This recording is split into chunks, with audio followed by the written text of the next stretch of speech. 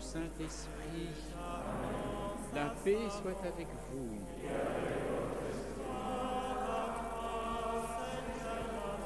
Bienvenue à toutes et à tous pour cette célébration eucharistique, cette fête de l'Épiphanie, fête patronale de la Société des Missions étrangères de Paris. Permettez-moi de saluer tout d'abord Monseigneur Luc Ravel, archevêque de Strasbourg, et qui préside cette fête ici, après la conférence qu'il nous a donnée, maintenant cette Eucharistie. Monseigneur Francesco Follo, représentant du Saint-Siège auprès de l'UNESCO, Monsieur Jean-Christophe Possel, directeur des affaires religieuses au ministère des Affaires étrangères, les représentants des instituts de formation, l'Institut catholique, le Centre Sèvres, les instituts qui accueillent nos prêtres étudiants, pères, frères, sœurs, représentants des communautés religieuses. J'ai vu ce qu'on appelle l'école française qui est présente, soyez les bienvenus, les représentants de la conférence épiscopale, les différents services, la COREF, à toutes les personnes œuvrant avec nous tout au long de l'année, les salariés, les bénévoles, les habitants de ce quartier et personnes de passage, que vous veniez pour la première fois ou que vous soyez des habitués de la rue du Bac, chers confrères des missions étrangères de Paris, à celles et ceux qui nous suivent via Internet, puisqu'il y a une diffusion en direct sur Internet en ce moment même. Et je n'oublie pas tous les prêtres en mission d'études et qui sont ici avec nous, représentant de manière vivante et dynamique ces belles églises d'Asie et d'océan Indien à Madagascar. À toutes et à tous, soyez du fond du cœur les bienvenus et ensemble, confions notre mission de cette année 2020 à notre Seigneur. Alors bonne fête à tous les MEP, puisque c'est votre patronale. Merci au Père Gilles Rétinger, au Supérieur Général. Merci à vous tous de m'accueillir, de me faire cette joie de fêter l'Épiphanie, la révélation du Seigneur. Mais nos yeux sont blessés, notre cœur est alourdi. Mendions la miséricorde. Je confesse à Dieu Tout-Puissant. Je reconnais devant mes frères que j'ai péché en pensée, en parole, par action et par omission. Oui, j'ai vraiment péché. C'est pourquoi je supplie la Vierge Marie, les anges et tous les saints, et vous aussi, mes frères, de prier pour moi, le Seigneur notre Dieu, que Dieu Tout-Puissant nous fasse miséricorde, qu'il nous pardonne nos péchés et qu'il nous conduise à la vie éternelle. Seigneur, prends pitié de nous. Seigneur, prends pitié de nous. Seigneur, prends pitié. Seigneur, prends pitié de nous. Seigneur, prends pitié de nous. Seigneur, prends pitié. Ô Christ, prends pitié de nous. Ô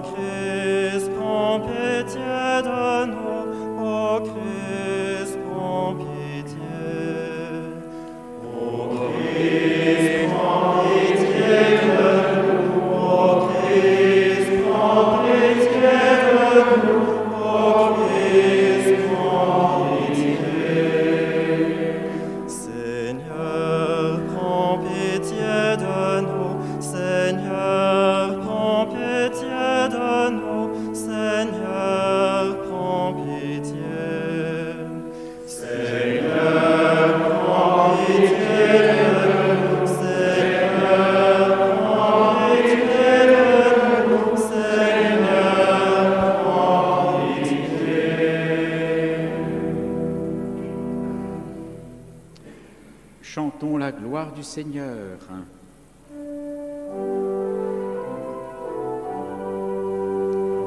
Gloire à Dieu au plus haut des cieux, et paix sur la terre aux hommes qu'il aime. Gloire à Dieu au plus haut des cieux, et paix sur la terre aux hommes qu'il aime.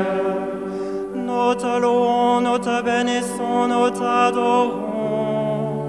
Nous te glorifions, nous te rendons grâce pour ton immense gloire. Gloire à Dieu au plus haut des cieux, et paix sur la terre aux hommes qu'il aime. Gloire à Dieu au plus haut des cieux, et paix sur la terre aux hommes qu'il aime. Seigneur Dieu, roi du ciel, Seigneur, fils unique Jésus-Christ, Seigneur Dieu, agneau de Dieu, le Fils du Père. Gloire à Dieu au plus haut des cieux, et paix sur la terre aux hommes qu'il aime. Gloire à Dieu au plus haut des cieux, et paix sur la terre aux hommes qu'il aime. Toi qui enlèves le péché du monde, prends pitié de nous. Toi qui enlèves le péché du monde, reçois notre prière. Toi qui es assis à la droite du Père, prends pitié de nous. Gloire à Dieu au plus haut des cieux, et paix sur la terre aux hommes qu'il aime. Gloire à Dieu au plus haut des cieux, et paix sur la terre aux hommes qu'il aime. Car toi seul est saint, toi seul est Seigneur, toi seul est le Très-Haut, Jésus-Christ, avec le Saint-Esprit, dans la gloire de Dieu le Père. Gloire à Dieu au plus haut des cieux, et paix sur la terre aux hommes qu'il aime. Gloire à Dieu au plus haut des cieux, et paix sur la terre aux hommes qu'il aime.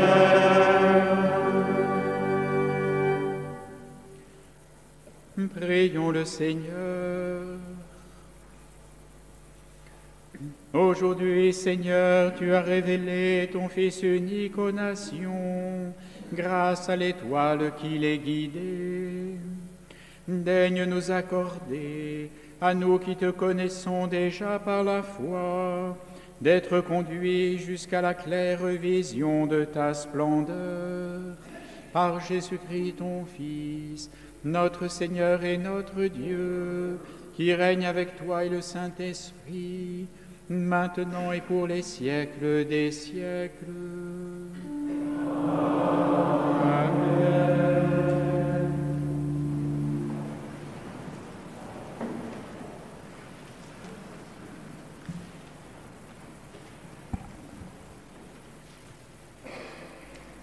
Lecture du livre du prophète Isaïe. Debout, Jérusalem, resplendis, elle est venue ta lumière, et la gloire du Seigneur s'est levée sur toi. Voici que les ténèbres couvrent la terre, et la nuée obscure couvre les peuples. Mais sur toi se lève le Seigneur, sur toi sa gloire apparaît. Les nations marcheront vers ta lumière, et les rois vers la clarté de ton aurore. Lève les yeux alentour et regarde.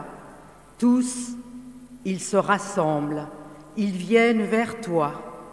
Tes fils reviennent de loin, et tes filles sont portées sur la hanche. Alors tu verras, tu seras radieuse, ton cœur frémira et se dilatera. Les trésors d'au-delà des mers afflueront vers toi. Vers toi viendront les richesses des nations. En grand nombre, des chameaux t'envahiront, de jeunes chameaux de Madian et d'Épha. Tous les gens de Saba viendront, apportant l'or et l'encens. Ils annonceront les exploits du Seigneur. Parole du Seigneur.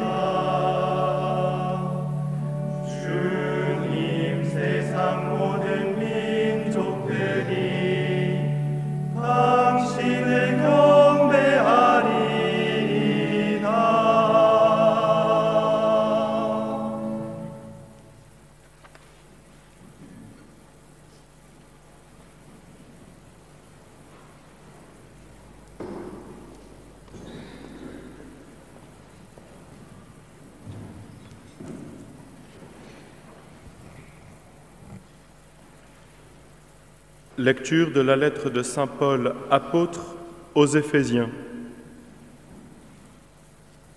Frères, vous avez appris, je pense, en quoi consiste la grâce que Dieu m'a donnée pour vous. Par révélation, il m'a fait connaître le mystère. Ce mystère n'avait pas été porté à la connaissance des hommes des générations passées, comme il a été révélé maintenant à ses saints apôtres et aux prophètes dans l'Esprit. Ce mystère, c'est que toutes les nations sont associées au même héritage, au même corps, au partage de la même promesse dans le Christ Jésus par l'annonce de l'Évangile. Parole du Seigneur.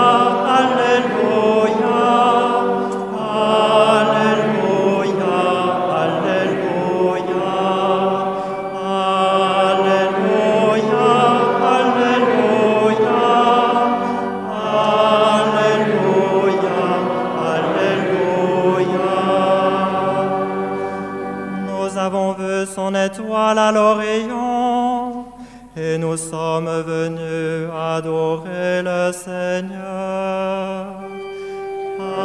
Alléluia, Alléluia, Alléluia, Alléluia,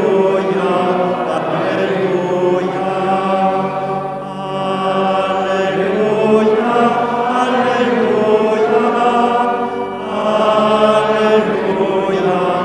Alléluia. Le Seigneur soit avec vous. Et avec votre esprit. Évangile de Jésus-Christ selon saint Matthieu. Gloire à toi, Seigneur.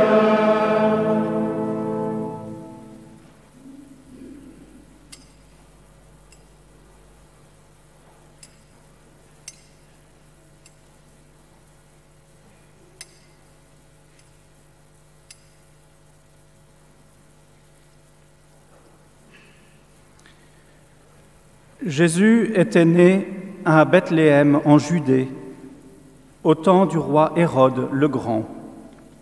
Or voici que des mages venus d'Orient arrivèrent à Jérusalem et demandèrent : « Où est le roi des Juifs qui vient de naître ? Nous avons vu son étoile à l'Orient et nous sommes venus nous prosterner devant lui. » En apprenant cela, le roi Hérode fut bouleversé et tout Jérusalem avec lui. Il réunit tous les grands prêtres et les scribes du peuple pour leur demander où devait naître le Christ. Ils lui répondirent : « À Bethléem, en Judée, car voici ce qui est écrit par le prophète. Et toi, Bethléem, terre de Juda, tu n'es certes pas le dernier parmi les chefs-lieux de Juda, car de toi sortira un chef qui sera le berger de mon peuple Israël. » Alors Hérode convoqua les mages en secret pour leur faire préciser à quelle date l'étoile était apparue.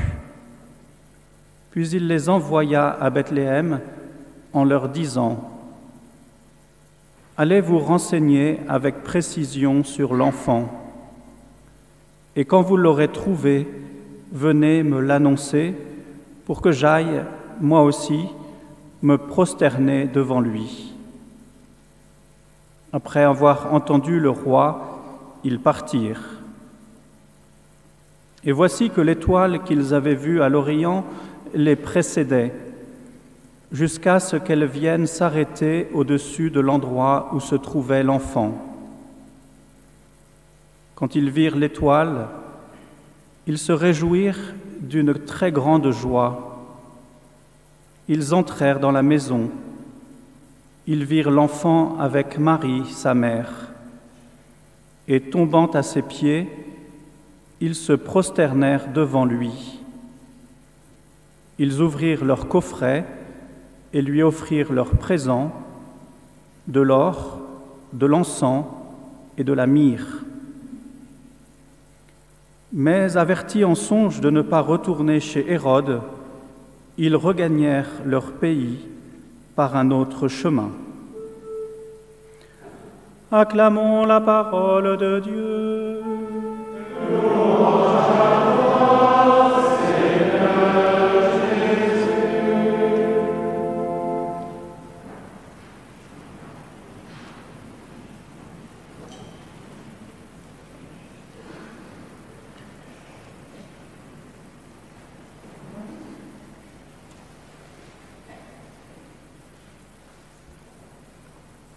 À mes souhaits de bonne fête, je voudrais rajouter mes remerciements aux missions étrangères de Paris pour, bien sûr, la mission qu'ils portent toujours avec un bonheur extraordinaire, mais aussi pour cet accueil de ces jeunes volontaires, et certains membres de ma famille en ont profité, et je vous en remercie beaucoup de cet accueil de ces 120 à 150 jeunes qui sont envoyés chaque année et qui trouvent là une occasion de maturation humaine impressionnante. Il est bon de rappeler que nous sommes la religion de l'incarnation et que notre vie spirituelle, notre vie chrétienne est aussi liée à notre maturité humaine. La mission, l'évangélisation ne vont pas de soi. Tenez, nous avons l'évangile des mages. Quand j'étais petit, j'adorais cet évangile, j'aimais beaucoup. Mais nous n'oublions pas que cet évangile se situe entre deux événements, l'un très doux, l'autre très dur. Et que cette révélation de l'ouverture de la mission aux nations, c'est-à-dire aux païens, ne doit jamais oublier qu'il y a un événement très doux, c'est une naissance. Le petit qui naît dans le sein de sa maman, qui sort là dans la crèche, c'est merveilleux, il y a quelque chose de très doux, de très humble, de très familial, qu'on devine rempli et pétri d'amour, et c'est une naissance. Et Jésus nous parlera, en particulier au docteur de la loi, qui est Nicodème, de cette nouvelle naissance. C'est une vie nouvelle que Dieu donne à travers notre mission à un homme qui s'ouvre à Dieu avec les portes de la foi. C'est une vie nouvelle, hein, c'est l'enjeu de la mission. Mais, événement très doux, il y a un événement terrible qui succède à la mission. Et nos frères coréens qui viennent de chanter, ou vietnamiens, d'autres s'en souviennent très bien dans leur histoire. Je veux dire, évidemment, ils sont trop jeunes pour avoir connu les persécutions. C'est le massacre des innocents. N'oublions pas que cette ouverture de l'Évangile aux nations va provoquer, à travers Hérode, impitoyable tyran, Hérode le Grand, le massacre des petits, des innocents. C'est-à-dire, à chaque fois que nous annonçons l'Évangile quelque part, il y a comme une espèce de provocation, de séisme humain, social, politique, qui jette au martyr. Jette au martyr. La mission nous est révélée comme un entre-deux entre la vie nouvelle qui non seulement donne sens à notre existence, la tournant vers l'éternité, mais aussi la gonfle d'une joie très particulière que personne ne nous enlèvera. Et en même temps, annoncer la mission, je prends l'exemple de la Corée, n'est-ce pas, parce que j'ai eu la grâce d'y aller, jette des populations entières dans les voies du sacrifice sanglant. J'ai été fasciné, mes chers frères de Corée, de voir comment en Corée il y a ce culte des martyrs presque à toutes les églises. C'est vrai que c'est encore frais. Les martyrs cessent dans les années 1870, je crois, ou quelque chose comme cela. Donc c'est encore frais. Nous, les martyrs romains, nous paraissent très loin. On oublie que le grand siècle des martyrs, le plus grand siècle des martyrs, c'est le XXe siècle, en espérant que le 21e ne le dépasse pas. Donc la mission, elle a cet enjeu, ce double enjeu, naissance nouvelle dans le Christ, participation à sa mort et à sa résurrection, c'est formidable, et en même temps, elle génère cette trajectoire sanglante, commencée par Hérode le Grand. Cet événement des mages, pris entre le doux et le dur, succède à une autre mission très particulière auprès des simples. Les sages succèdent aux simples, les mages succèdent aux bergers. Voilà un autre aspect de la mission qui me paraît intéressant à souligner. Car l'Évangile ne se trompe pas. Vous allez me dire, de la part d'un évêque, il est normal de le dire, c'est le contraire qui vous aurait étonné. Enfin, il m'arrive de dire parfois que l'Évangile est incompréhensible quand même. Voilà, ça reste la parole de Dieu. Donc, c'est un mystère. Mais là, je me suis efforcé de comprendre quelque chose. Je vous le partage. Les bergers. Les bergers sont dans une culture, je n'ai pas dit une érudition, ce sont sûrement des gens très simples, ils sont complètement façonnés, pétris par ce judaïsme qui les habite, et quand l'ange du Seigneur qui apparaît dans le ciel leur annonce la gloire de Dieu, il le fait avec les mots suivants, « Un sauveur nous est né ». Donc, l'une des faces de l'annonce à ceux qui attendent un sauveur, qui attendent le Messie, qui personnellement souffrent et donc sont en attente d'une libération, c'est Jésus Sauveur. Cet aspect-là, je ne vais pas le développer avec vous, mais il est très important, c'est une des faces du contenu de l'annonce. Une et une seule, pas toute l'annonce précisément. Relisons ensemble, si vous voulez, ce texte fabuleux auquel tout le monde se réfère parce qu'il est indépassable, de Paul VI, 1975, Evangelii Nunciandi, l'annonce de l'Évangile, l'Évangile devant être annoncé, si vous voulez, pour traduire littéralement, où il dit bien que le contenu de l'annonce chrétienne a ces deux faces, le salut, et il y a des gens qui, par leurs conditions personnelles, leurs conditions sociales, attendent une libération, les aveugles qui voient, les prisonniers qui sont visités, les sourds qui entendent, etc., etc. Mais vous avez peut-être observé, comme moi, que cette annonce dans un monde occidental gavé de tout ne passe plus. Essayez de dire à l'un de vos concitoyens non chrétiens, tu sais, Jésus vient te sauver, il vous regardera tranquillement en disant, Jésus, j'ai entendu parler, je sais, oui, c'est Jésus-Christ, c'est ça, là, ton Dieu, là. Mais je n'ai pas besoin de salut, moi. Si j'ai un problème de santé, je ne vais pas voir le prêtre, Il vaut mieux d'ailleurs, vous savez, on peut aller à Lourdes, il y a quelques miracles, je crois 80 de reconnus sur des dizaines de millions de pèlerins, ne l'oublions pas. Voilà. On peut toujours aller à Lourdes, toujours voir son archevêque qui vous imposera les mains ou vous donnera l'extrême onction, onction des malades, je veux dire, voilà, ça vous aidera à faire le grand passage, mais ça ne vous guérira pas nécessairement de votre cancer. Jésus vient te sauver, mais te sauver de quoi? Du péché? Je ne comprends pas ce que tu veux me dire. Est-ce que nous avons suffisamment réalisé que cette face du contenu de l'annonce n'est quasiment plus audible par la plupart de nos concitoyens occidentaux? Sans parler certainement d'autres pays qui n'ont pas cette culture, je dis bien le mot culture, je vais y revenir, du salut, du besoin, du péché originel, là, des origines qui vient nous marquer, cette incapacité de l'homme désormais à découvrir son Dieu et à vivre de son Dieu, l'alliance, etc., etc. Ça suppose, depuis au moins 18 siècles de préparation, avec Abraham, et peut-être davantage encore, si on s'en tient à la lecture de l'Épître aux Hébreux, avec Noé, etc. Alors il y a l'autre face de l'annonce, qui est passionnante et sur laquelle finalement Jésus insiste, peut-être plus que sur la première, même s'il est venu bien sûr nous sauver, et nous sauver par la croix. C'est l'annonce qui est faite aux mages, d'une façon qu'on ignore complètement. cette étoile leur a permis de comprendre,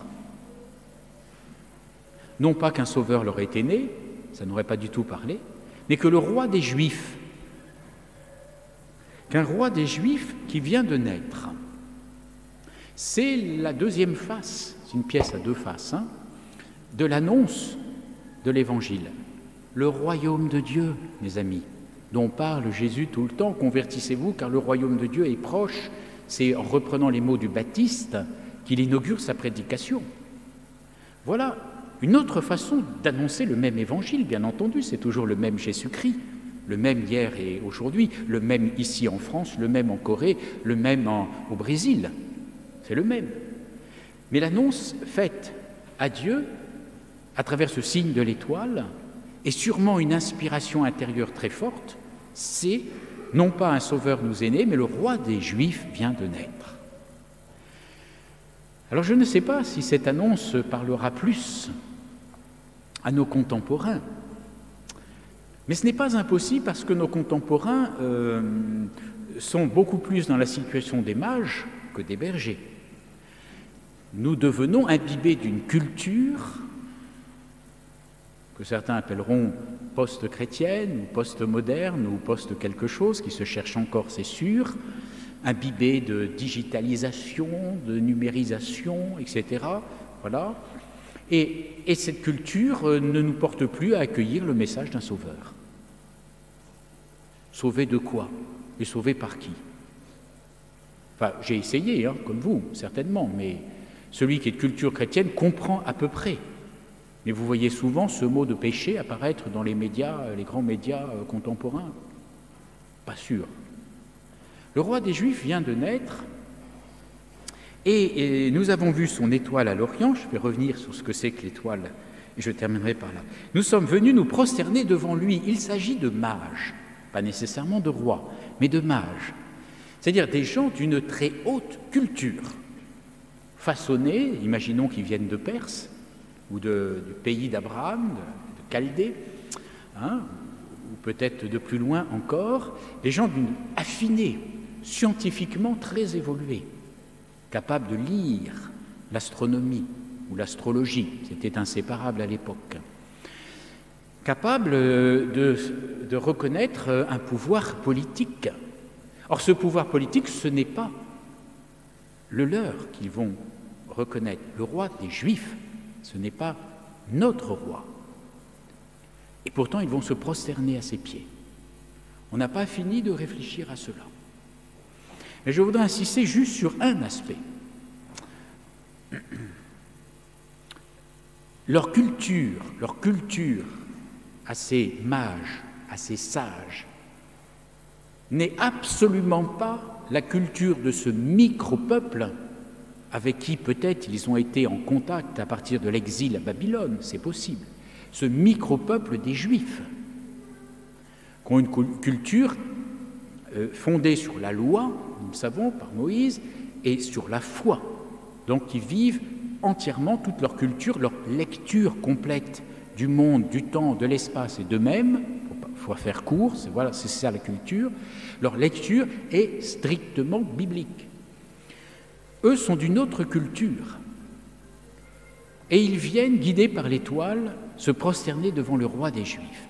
Comme si ce royaume de Dieu était transculturel, au-delà de tous nos systèmes politiques, économiques et culturels, capable de nous toucher.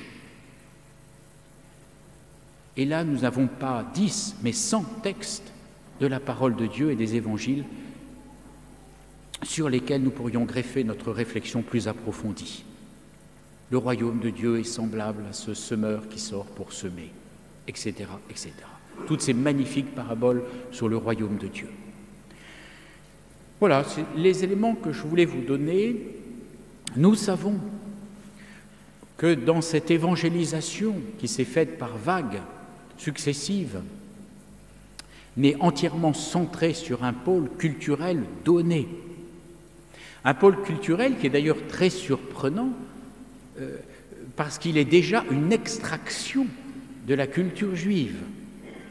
Ce pôle qui a un centre, qui est Rome, incontestablement, à partir duquel, avec des pays, avec des missionnaires, l'Évangile va se répandre, porté par une culture qui est juive pour une part, grecque pour une autre, romaine aussi incontestablement. Voilà.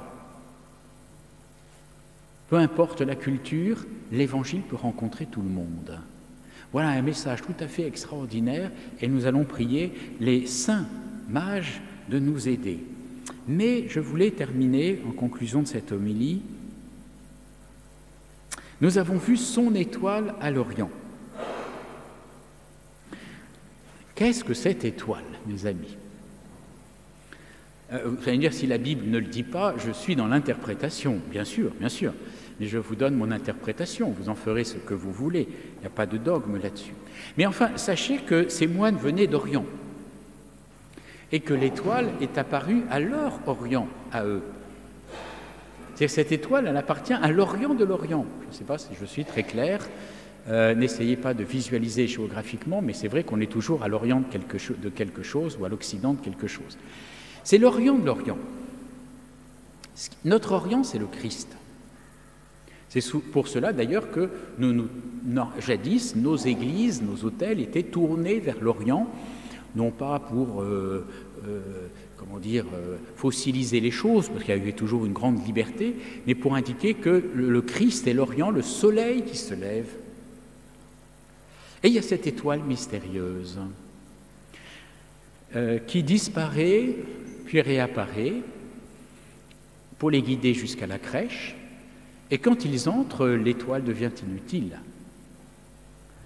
Et j'ose penser que cette étoile, qui a conduit les mages à se prosterner devant le Christ, à travers le passage par la parole de Dieu, bien sûr, à Jérusalem, c'est peut-être tout simplement celle qu'ils voient à côté du Christ, devant lequel ils se prosternent. Puisqu'il nous est dit, très clairement, ils virent l'enfant avec Marie, sa mère. Et tombant à ses pieds, ils se prosternèrent devant lui l'enfant. Ils ne confondent pas. Mais cette étoile des mages ne serait-elle pas Marie, la mère du Christ, la mère de Dieu ?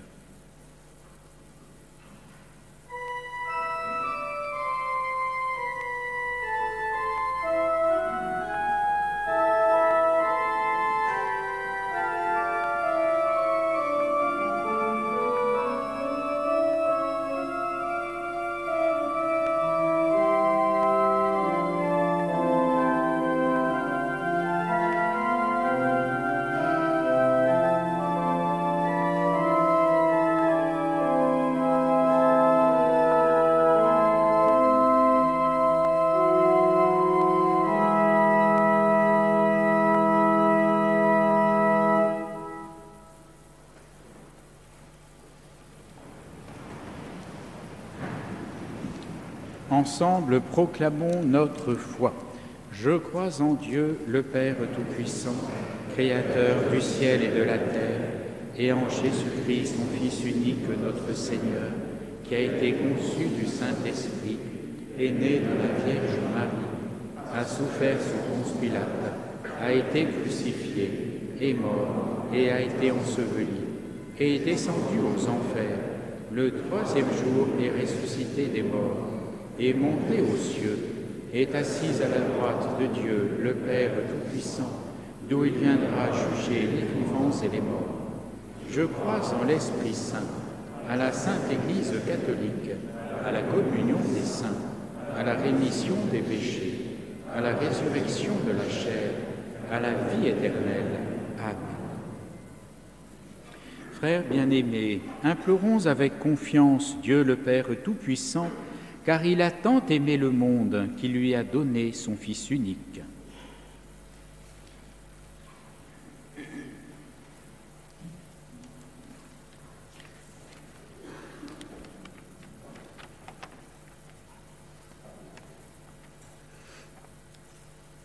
Seigneur, nous te prions pour le pape, les évêques, les prêtres et tous les pasteurs de ton Église. Continue à les guider vers toi pour qu'à leur tour, ils nous conduisent sur un chemin de sainteté. O Christ, Emmanuel, exauce nous. O Christ, Emmanuel, exauce nous. Seigneur, roi de paix, accorde ta paix au monde, particulièrement dans les pays éprouvés par la division, la souffrance et la guerre. Fais de nous des instruments de ta paix, partout où tu nous appelles. O Christ, Emmanuel, exauce nous. Seigneur, venu pauvre visiter ton peuple parmi les pauvres, nous te confions les malades, les agonisants, les personnes isolées. Nous te demandons de venir leur porter consolation, guérison et espérance. O Christ, Emmanuel, exauce nous. Seigneur, nous te prions pour ton Église qui se réjouit avec les bergers et les mages de ta venue dans le monde. Comme les mages repartis chez eux par d'autres chemins, donne-nous la joie d'annoncer Jésus là où tu nous envoies. O Christ, Emmanuel, exauce nous. Seigneur, nous te confions la Société des missions étrangères de Paris en ce jour de fête. Viens bénir ses prêtres et ses volontaires en mission. Continue ton œuvre dans toutes les terres de mission qui sont l'aujourd'hui de l'Église. O Christ, Emmanuel, exauce nous. Écoute, Seigneur, les prières que tu inspires toi-même à ton Église, et dans ta bonté, daigne les exaucer par Jésus le Christ, notre Seigneur. Amen.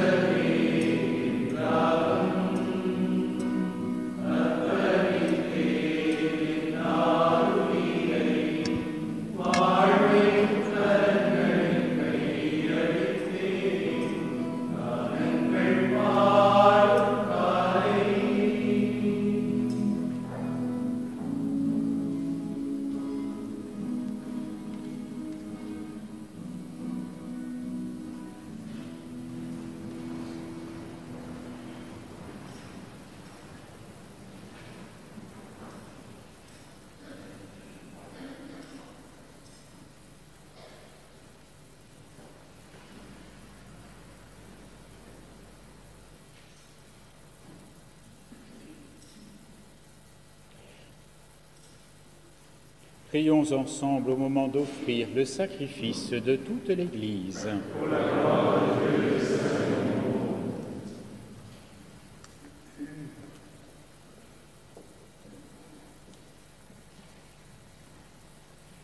Regarde avec bonté les dons de ton Église qui ne t'offre plus ni l'or, ni l'encens, ni la myrrhe, mais celui que ses présents révélés, qui s'immole et se donne en nourriture, Jésus le Christ, notre Seigneur.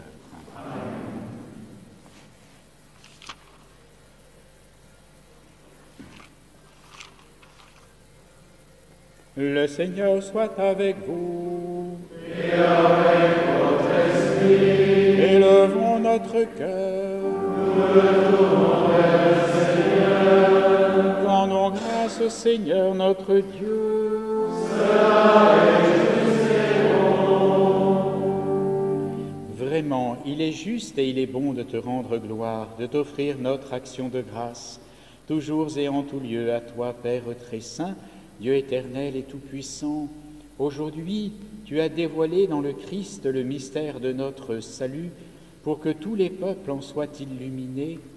Et quand le Christ s'est manifesté dans notre nature mortelle, tu nous as recréés par la lumière éternelle de sa divinité. C'est pourquoi, avec les anges et tous les saints, nous proclamons ta gloire en chantant d'une seule voix.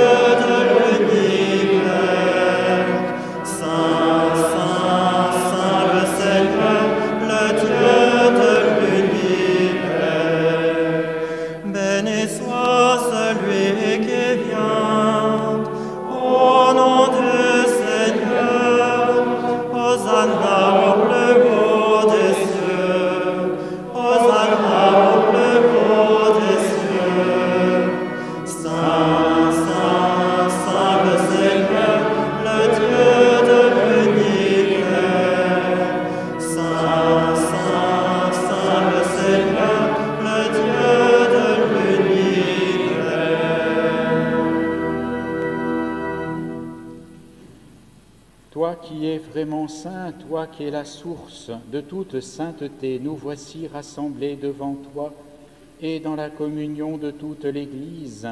Nous célébrons le jour très saint où ton Fils unique, qui partage éternellement ta propre gloire, s'est manifesté à nos yeux dans un vrai corps pris de notre chair. Par lui, notre Rédempteur et notre Sauveur, Dieu notre Père, nous te prions, sanctifie ces offrandes en répandant sur elles ton esprit, qu'elles deviennent pour nous le corps et le sang de Jésus le Christ, notre Seigneur. Au moment d'être livré et d'entrer librement dans sa passion, il prit le pain, il rendit grâce, il le rompit et le donna à ses disciples en disant : « Prenez et mangez-en tous, ceci est mon corps livré pour vous. »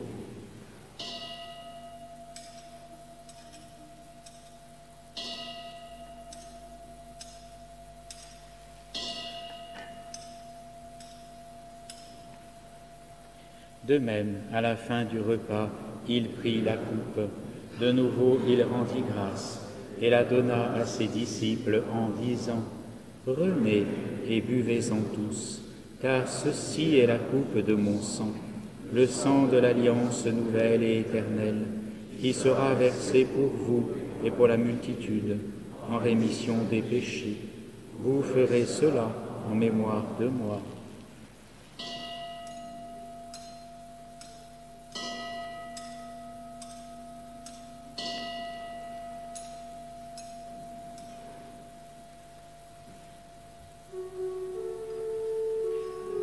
Il est grand le mystère de la foi.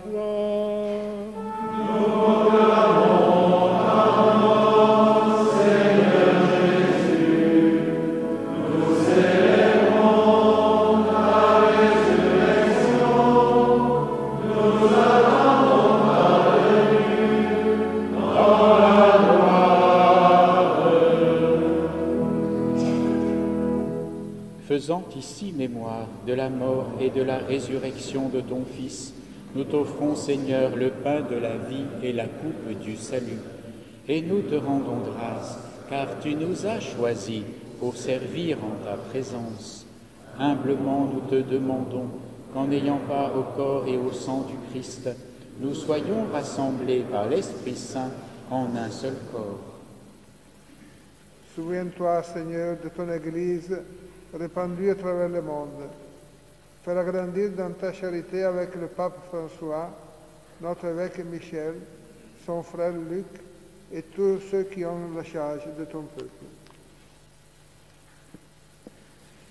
Souviens-toi aussi de nos frères qui se sont endormis dans l'espérance de la résurrection et de tous les hommes qui ont quitté cette vie.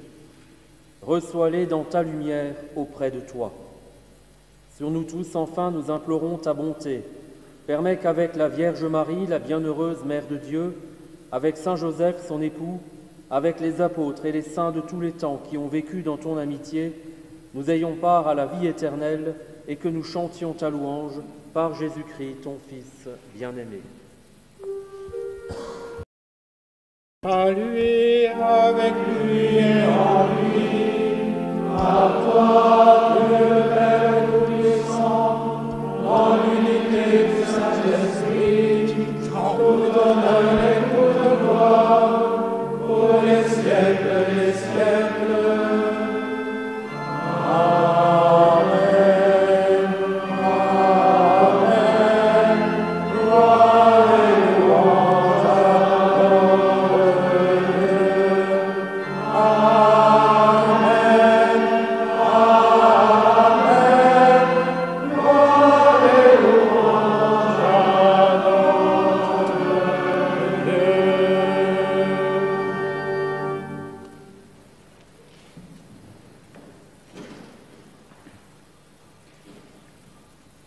Comme nous l'avons appris du Sauveur et selon son commandement, nous avons l'audace de chanter.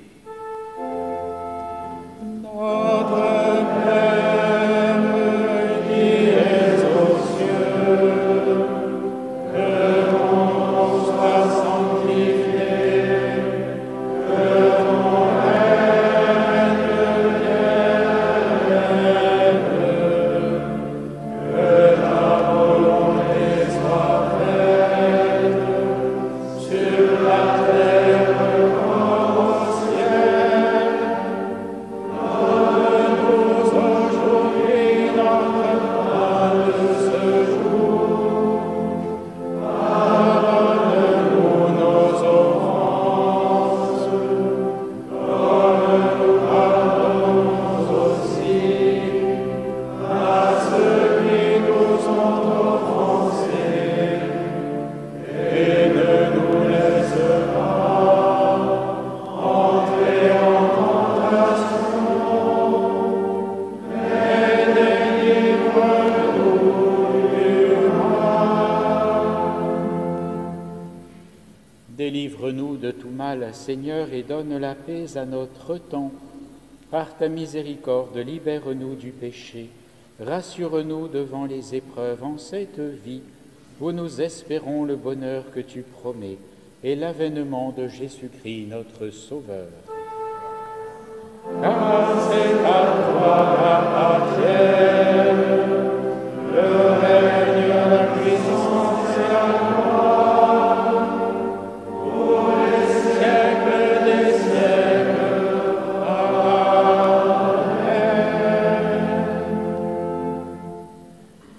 Seigneur Jésus-Christ, tu as dit à tes apôtres, « Je vous laisse la paix, je vous donne ma paix ». Alors ne regarde pas nos péchés, mais la foi de ton Église. Pour que ta volonté s'accomplisse, donne-lui toujours cette paix et conduis-la vers l'unité parfaite, toi qui règnes pour les siècles des siècles. Amen. Que la paix du Seigneur soit toujours avec vous. Et avec votre esprit. Frères et sœurs, dans l'amour brûlant du Christ, donnez-vous la paix.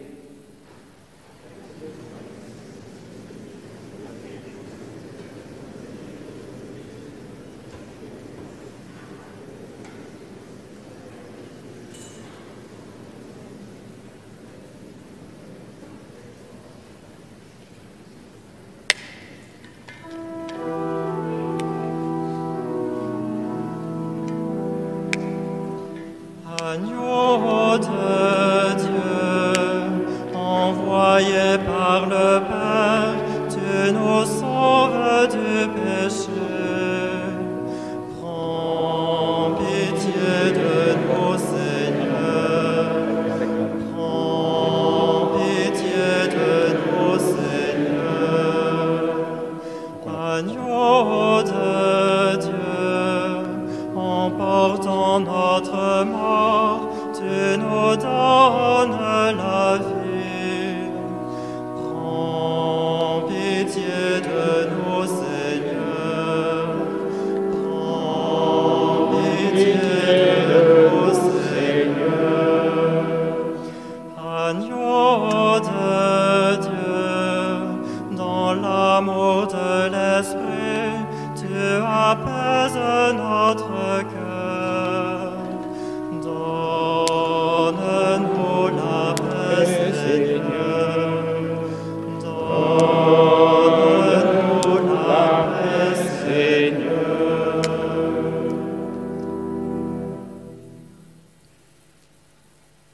Heureux les invités au repas du Seigneur. Voici l'agneau de Dieu, celui qui enlève le péché du monde. Seigneur, je ne suis pas digne de te recevoir, mais dis seulement une parole et je serai guéri.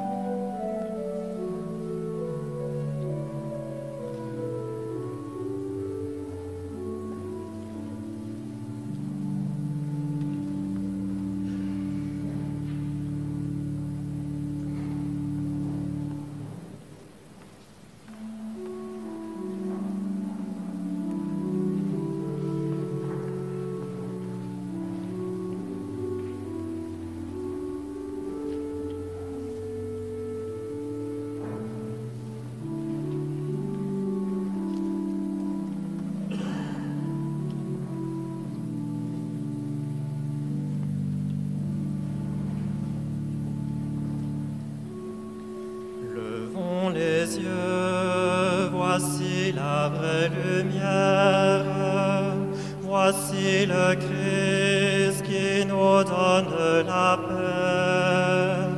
Ouvrons nos cœurs à sa miséricorde, notre Sauveur est au milieu de nous. Jésus-Christ, le Fils de Dieu fait homme, vient demeurer au milieu de son peuple. Regardez, voici l'Emmanuel, Dieu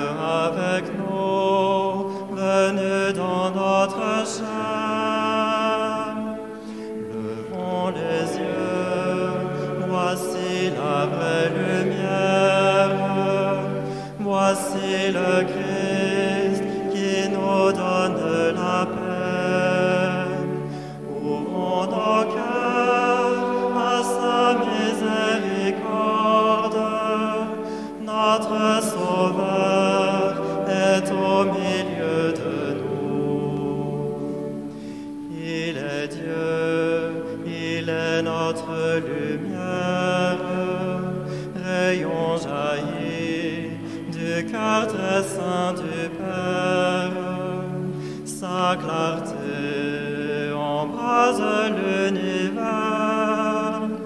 Il est la vie, illuminant la nuit.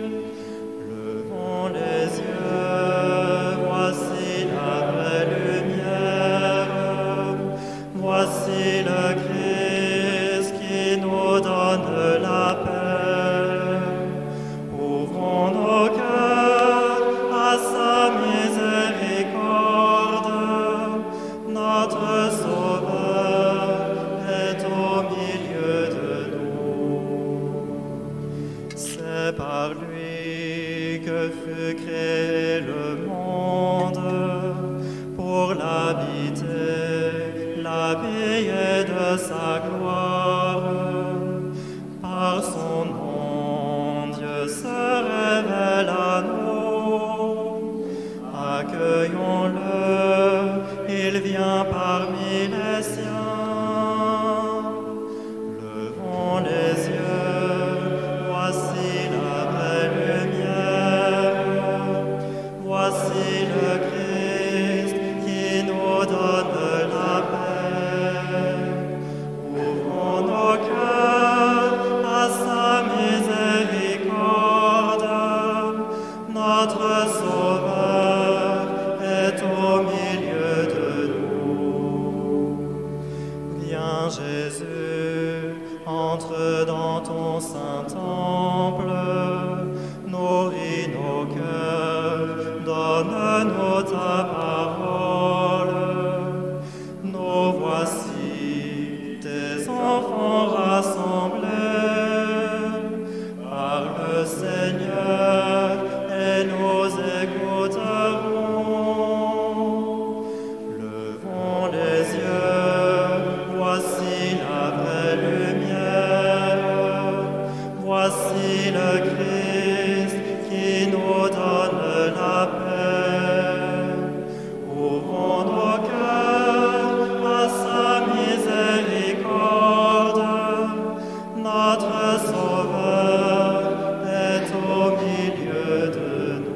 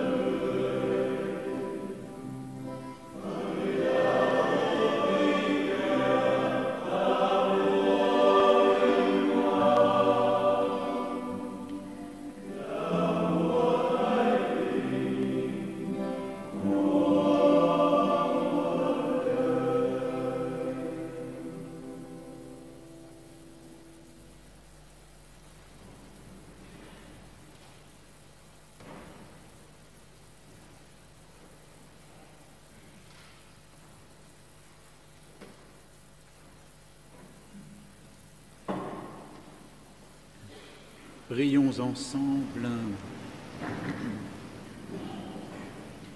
Que la clarté d'en haut, Seigneur, nous dirige en tout temps et en tout lieu, et puisque tu nous fais communier à ce mystère, puissions-nous désormais le pénétrer d'un regard pur et l'accueillir dans un cœur plus aimant par Jésus le Christ, notre Seigneur. Amen. Monseigneur Ravel, je tiens encore une fois à vous remercier au nom de l'ensemble de mes confrères d'être venus jusqu'à nous.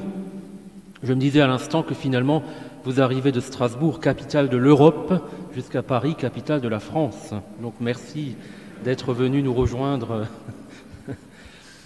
Voilà. Et en grande partie à pied, effectivement, donc double mérite. Merci. À vous tous et à vous toutes qui êtes venus nous rejoindre ou qui vous nous avez suivis sur les réseaux sociaux, sur notre site internet, je tiens également à vous remercier de vous être associés à nous pour cette fête patronale des missions étrangères. Nous allons, après cette célébration eucharistique, poursuivre la soirée et vous êtes toutes et tous invités à nous rejoindre dans les salles de réception pour un buffet qui vous attend après la nourriture intellectuelle de la conférence, la nourriture spirituelle. Nous allons passer à la nourriture terrestre et nous allons continuer cette soirée dans la joie et la fraternité. À toutes et à tous, merci, et à vous et à vos chers, à celles et ceux qui vous sont chers, nos meilleurs vœux pour cette année 2020. Merci.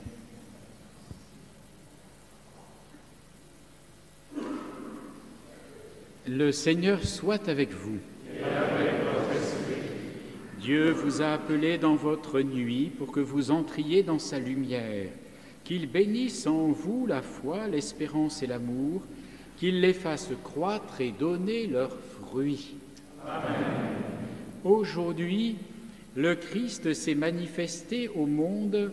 Il est la lumière qui en dissipe les ténèbres. Marchez avec lui, plein de confiance, et que Dieu fasse de vous des lumières pour guider vos frères sur leur chemin.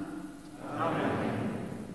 Et quand vous parviendrez au terme de la route, vous verrez celui que les mages ont cherché en se guidant sur une étoile, votre Seigneur le Christ, lumière, né de la lumière.